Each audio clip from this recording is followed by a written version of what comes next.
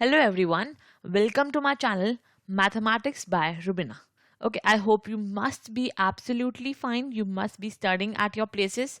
So बस आज का नया टॉपिक है that is application of trigonometry part 1. मेरे पास बहुत सारे मेल्स आए फॉर दिस कि दी प्लीज एप्लीकेशन ऑफ ट्रिग्नोमेट्री बनाइए, हमें इसका पार्ट 1 चाहिए, वी हैव डाउट्स. तो आई थॉट कि चलो ठीक है, इसकी भी एक वीडियो बनाई जाती है ताकि आप लोगों को एक अच्छी ट्रिक मिल सके जिससे आप सिर्फ और सिर्फ 0.3 सेकंड में हर क्वेश्चन कितने में सॉल्व होगा, दैट इज 0.3 सेकंड में सॉल्व होगा सारे के सारे क्वेश्चन. बस इतनी सी देर में इसके जो क्वेश्चन है वो सारे सॉल्व हो जाते हैं. That is for per question we need this much time और हमारे पास हमारा आंसर होगा. सो बहुत ही सिंपल सी एक ट्रिक लगाएंगे, बहुत सिंपल सी. यहाँ पे आपको 3 ट्रायंगल दिख रहे हैं, तो बस इसका भी कुछ एम है. यहाँ पे 3 ट्रायंगल ऐसे तो हमने नहीं बनाए होंगे ना, इस पे ही आपको एक ट्रिक सिखाऊंगी 3 ट्रायंगल्स के बेस पर. That is 3T. ठीक है, 3D कह सकते हैं आप इसको, ठीक है ना. 3D होता है, हमने इसको 3T बना दिया. सो बस हमारे पास 3T है. यहाँ पे हम एक ट्रिक सीखेंगे और हमें आएगा मजा, और फिर उसके बाद हम 0.3 सेकंड में अपना क्वेश्चन सॉल्व कर देंगे. सो बस ज्यादा टाइम ना वेस्ट करते हुए डायरेक्टली चलते हैं आपके क्वेश्चंस की तरफ with your tricks. Okay, so yes, ये मेरे पास मेरे 3 ट्रायंगल्स है दैट इज 3T. तो शुरू करते हैं अपने कॉन्सेप्ट को. अगर मैं यहाँ पे एंगल्स, पहले ना मैं अपने आप से एंगल लेके हम बना रही हूँ कि हमारे पास कौन कौन से केस होते हैं एंगल्स के. मुझे हम सबको पता है ये हमारे पास तो 90 होगा, यहाँ पे भी 90 होगा, एंड यहाँ पे भी क्या होगा, 90 ही होगा. तो अगर मैं इस एंगल को अपना 30 डिग्री मान लूँ तो ये कितने का होगा, 180 का एंगल्स होता है, तो ये मेरे पास 60 का हो जाएगा. क्योंकि 180 का होता है that is 90 plus 30 that is 120, 120 minus 180 60, ये आ जाएगा. तो इसकी ना रेशियो डिसाइड कर सकती हूँ, मतलब मैं कैसे, दैट इज 30:60:90. इसकी ना रेशियो डिसाइड कर सकते हैं बहुत इजीली. अगर 30 के सामने यहाँ मेरे पास 1 होगा तो यहाँ मेरे पास क्या होगा, यहाँ मेरे पास √3 होगा, because we all know tan 30 is equal to 1/√3. तो 1 that is perpendicular and √3 is the base.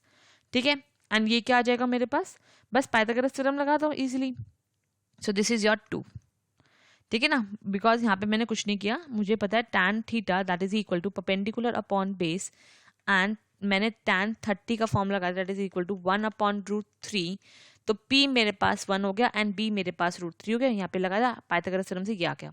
तो बस सिंपल सा कॉन्सेप्ट है. जब भी 30 और 60 का हमारे यहाँ पे मतलब कि 30 मुझे एंगल दिया हुआ है, तो बस मेरे पास क्या आएगा, मेरे पास एक रेशियो आ जाएगी दैट इज 30 के सामने वाला 1, 60 के सामने वाला √3 एंड 90 के सामने वाला 2. बस इतना सा कॉन्सेप्ट करना है. ठीक है ना, 30 के सामने वाला 1, 60 के सामने वाला √3 एंड 90 के सामने वाला 2. ये हो गई मेरे पास एक मेरी important, very very important trick जो आप बच्चों को आनी चाहिए पेपर के अंदर. अब इसका यूज करना भी सिखाऊंगी, पहले आप इतना नोट डाउन करते चले. ठीक है, 9 सेकेंड. अगर यहाँ पे मेरे पास 30 ना हुआ, मेरे पास कोई और एंगल भी तो हो सकता है ना बच्चों. अगर मेरे पास 45 हुआ तो तब क्या केस बनेगा, दैट इज अगर मेरे पास यहाँ पर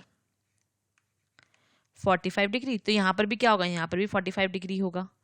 सो now we all know that is your tan 45 क्या होता है, 1 होता है, तो दैट इज 1/1. तो मेरे पास P क्या होगा, 1 होगा, B भी क्या होगा, 1 होगा. तो बस सिंपली पाइथागोरस थ्योरम से ये निकाल लेते हैं, तो ये मेरे पास मेरा √2 होगा, बात खत्म. तो इसकी रेशियो क्या आएगी, तो इसकी रेशियो भी लिख देते हैं, that is your 45:45:90 that is 1:1:√2. ये आ गई मेरे पास मेरी second ratio, a very important ratio. ठीक है, लेकिन अगर मेरे पास ये एंगल्स भी ना हुए, ये जो 2 एंगल्स के केस है, ऑलमोस्ट जो अभी तक जो एसएससी में आ रहा है, सबसे इंपॉर्टेंट जो अभी तक एसएससी में आ रहा है वो ये दोनों ही आ रहे हैं. एसएससी इससे बाहर नहीं दे रहा है. ठीक है ना, तो एसएससी हमें सिर्फ और सिर्फ ये देता है. And this is not only for SSC. अगर आप लोग क्लास 10th में पढ़ रहे हैं तो आप अपना आंसर रेक्टिफाई कर सकते हैं इस चीज़ से. ठीक है ना, सो एसएससी भी ये देता है एंड आंसर भी बहुत इजीली से रेक्टिफाई हो सकता है, बिकॉज 0.3 सेकंड तो लग रहे हैं ना बच्चों, तो आप लोग बहुत इजीली रेक्टिफाई कर सकते हैं. लेकिन अगर बाय चांस टायर 2 में डिफिकल्ट क्वेश्चन आ गया तब क्या करेंगे दी, तब एक और ट्रिक है. तभी तो 3 है ना, 2 हो गए, एक T तो बचा है अपने पास, तो अपने पास एक और ट्रिक है बच्चों, एंड दैट इज योर्स. अगर यहाँ मेरे पास क्या हुआ, यहाँ मेरे पास 15 है, तो यहाँ मेरे पास क्या होगा, 75 होगा. तो बस ये रेशियो याद कर लेना। सो दैट इज, मेरे को पता है कि tan 15 कितना होता है मेरे पास, दैट इज योर √3 - 1 अपॉन √3 + 1, ये होता है बच्चों। सो बस base that is perpendicular upon base, तो परपेंडिकुलर क्या है मेरे पास, ये मेरे पास मेरा परपेंडिकुलर तो है, तो ये आ जाएगा मेरे पास √3 - 1 एंड ये मेरे पास होगा √3 + 1। पाइथागोरस थ्योरम लगा दो, यहाँ पे आ जाएगा 2√2। ये आ गया मेरे पास, बस इजीली बन गई रेशियो याद है मेरे पास। That is your 15:75:90। तो 15 के सामने वाला ये है, दैट इज √3 - 1, 75 के सामने वाला दैट इज √3 + 1 एंड 90 के सामने वाला दैट इज 2√2। अभी तक ये पेपर में नहीं आया है, बट अगर बाय चांस एसएससी वालों को थोड़ा सा भी मुश्किल पेपर बनाना हुआ तो ये जरूर आ जाएगा पेपर के अंदर। तो इसकी ट्रिक भी याद रखो, बट जो पेपर में आता है, जो पेपर में हर साल देखा जा रहा है, जिससे एक क्वेश्चन पक्का आ रहा है, वो तो पक्का कर लो पहले। तो ये दोनों ट्रिक्स तो एकदम टिप्स पे याद होनी चाहिए, ठीक है। अब इसका यूसेज समझाती हूँ कि कैसे यूज करते हैं। पहले क्वेश्चन को मूव करते हैं अपना, कि what is our first question. यहाँ पे रेशियो आपको दिख रही होगी, मैंने ऊपर रेशियो जो है वो छुपाई नहीं है। एंड पहला क्वेश्चन सॉल्व करते हैं। So first question is the shadow of a vertical tower is √3 times of its height. Find the elevation angle. ठीक है, हमें एंगल निकालना है। तो यहाँ पे अगर मैं देखती हूँ, I am just making a rough diagram बच्चों, ठीक है। सो नाउ ऐसा कुछ करके मेरे पास मेरा ट्रायंगल आ जाएगा। सो यहाँ पे मेरे पास क्या है, एंगल है 90 का।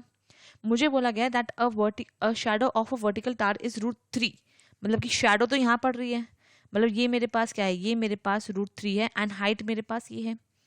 दैट इज, अगर मैं हाइट को ही अपना 1 मान लूँ, हाइट मेरे पास 1 है, तो मतलब यहाँ मेरे पास 1 है, यहाँ मेरे पास √3 है, और मुझे बोला गया कि ये एंगल मुझे फाइंड करना है। तो बस कुछ नहीं करना, अपना ट्रायंगल देख लो, यही वाला ये था ना, यहाँ पे 1 था, यहाँ पे भी √3 था, एग्जैक्ट साइड्स बन गई। तो दैट इज ये कितना का 30 हो जाएगा, ठीक है ना। तो ये वाला एंगल कितना आएगा, ये एंगल मेरे पास 30 डिग्री आ जाएगा। तो बात खत्म, ये मेरे पास मेरा आंसर है। आंसर इज 30 डिग्री, बस इतना सा।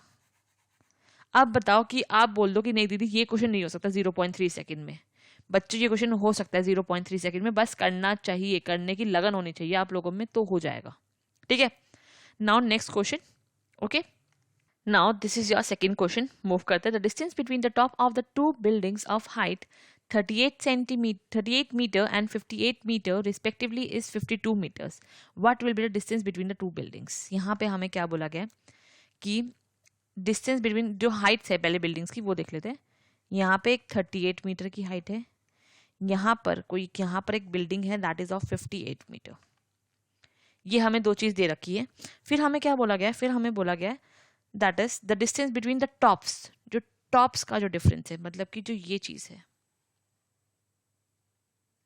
ठीक है ना, ये हमारा डिफरेंस है, दैट इज टॉप्स का जो डिफरेंस है that is equal to 52 metre, ये हमें दिया हुआ है। What is the distance between the two building, मतलब कि हमें ये निकालना है बच्चों कि ये जो डिस्टेंस होगा, ये डिस्टेंस हमारा क्या होगा, ठीक है ना। ये जो ब्लू लाइन से जो मैंने बनाया ये कितना होगा, ठीक है। इसका मतलब है कि अगर मैं ध्यान से इस डायग्राम को देखूं, जो ये होगा, क्या यही तो ये नहीं होगा, है ना, यही तो ये होगा। मतलब कि यहाँ पे मैं क्या करूंगी, अपना पाइथागोरस थ्योरम अप्लाई कर सकते हैं।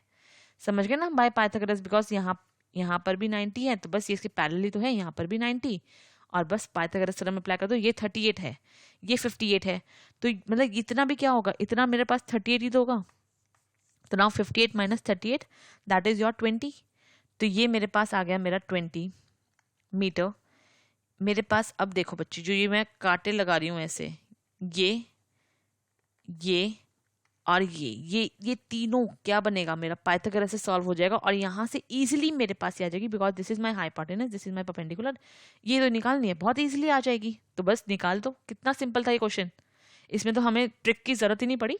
ये क्वेश्चन बहुत सिंपल था, लेकिन बहुत इंपॉर्टेंट क्वेश्चन में से एक है, और बहुत सारे पेपर्स में इसको देखा गया ट्रेंडिंग में।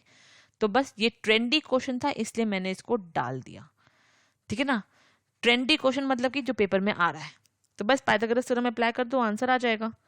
सो दैट इज मेरे पास यहाँ से क्या आ जाएगा, कैलकुलेशन कर लेते हैं अपनी। दैट इज 52 का square is equal to your 20 का स्क्वायर, प्लस इसको मैं x मान लेती हूँ, ठीक है ना, ये आ गया बस मेरे पास। बस इजीली इसको सॉल्व कर देते हैं। इसको सॉल्व करेंगे दो तरीके भी होते हैं। That is if you want, अगर आपको यहाँ पे 52 का स्क्वायर माइनस 20 का square is equal to x का स्क्वायर, एक तो ये है।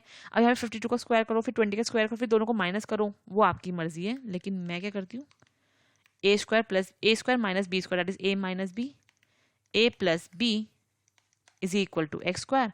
तो बस डायरेक्टली इसको माइनस कर दो, बहुत इजीली आंसर आता है, बिकॉज यहाँ पे 32 आ जाएगा माइनस करके। और अगर मैं इनको प्लस कर दूं तब मेरे पास कितना आएगा, that is your 72 equal to x square.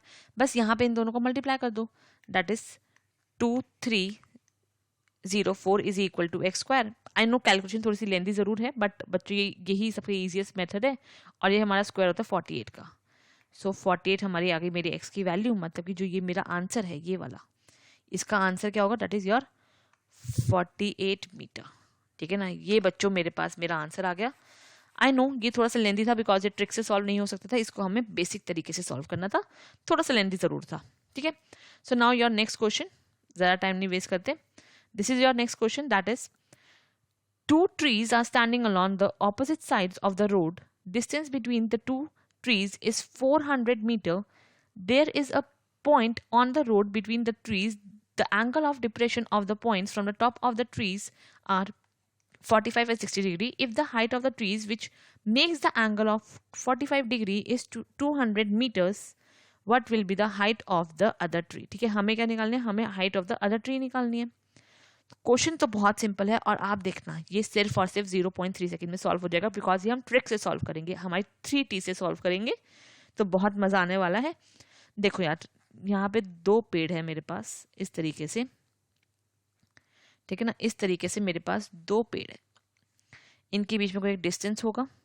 यहाँ पे मेरे पास एक बीच में एक पॉइंट है, यहाँ पे मेंशन भी किया गया इस पॉइंट के बारे में, और यहाँ से मेरे पास एक एंगल बनेगा और एक यहाँ से बनेगा। ठीक है, so mark this angle as 45 degree and mark this angle as 60 degree. ठीक है बच्चों, ये मेरे पास आ गया।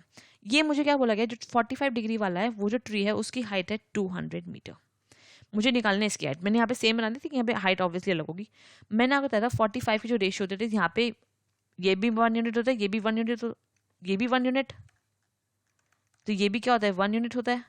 अब 1 यूनिट किसके इक्वल है, 1 यूनिट 200 के इक्वल है, तो यहाँ पे मेरे पास इतना एरिया क्या होगा, इतना एरिया मेरे पास होगा 200। ठीक है बच्चों, इतना एरिया 200 है। और टोटल डिस्टेंस कितना था, टोटल डिस्टेंस था मेरे पास यहाँ से लेकर इस पॉइंट तक, दैट इज योर 400। ठीक है ना, तो जब ये 200 है तो अगर मैं देखती हूं तो ये कितना होगा, ये भी क्या होगा 200 ही तो होगा। ठीक है ना, तब जब मेरे पास ये 200 मीटर है तो 400 minus 200 that is this is also 200।